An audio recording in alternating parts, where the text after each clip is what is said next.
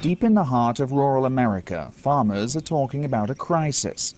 At the root of the problem, honeybees, or a lack of them. They just flew off and didn't come back. Beekeeper David Hackenberg owns the Buffy Bee honey farm outside Tampa, Florida.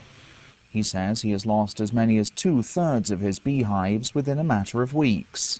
It seems to be something brand new. I mean, you know, we've seen colonies disappear in the past, but the strange thing about this is the fact that we got empty boxes, look just like somebody swept the bees out of them. That just don't happen. The bees are vanishing due to something called colony collapse disorder. Hackenberg's business, based in Florida and Pennsylvania, relies on making honey and renting bees to farmers to pollinate their crops. We're looking at about a $350,000 loss. You know, what it's going to cost to replace the bees, lost pollination contracts, lost honey crops, and you know, you're talking a big, serious financial loss. The exact cause of colony collapse disorder is a mystery, but scientists at Pennsylvania State University are leading research into the phenomenon.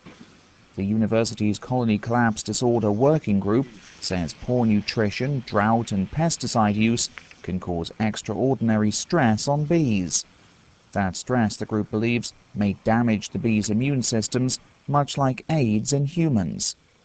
Meanwhile, scientists with the U.S. Agriculture Department point to bugs called varroa mites.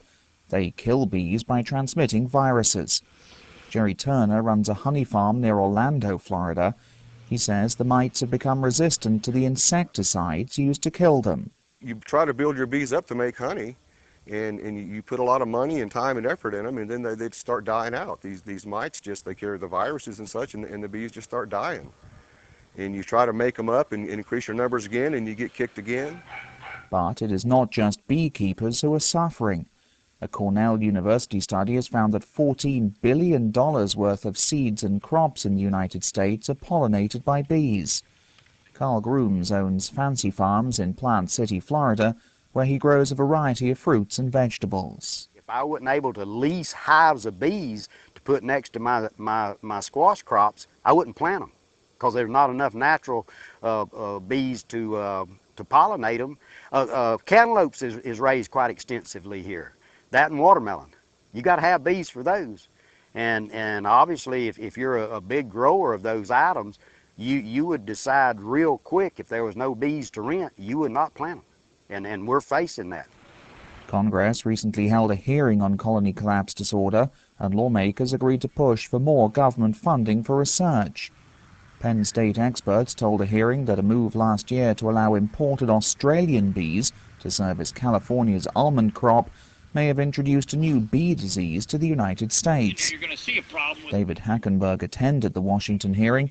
He says millions of dollars is needed to fund research. But in Florida, local lawmakers have given only around $300,000 over the last 2 years. And Hackenberg says by the time enough money arrives, it may be too late to stop hundreds of beekeepers from closing the lid on their operations. Steve Mort for VOA News, Tampa, Florida.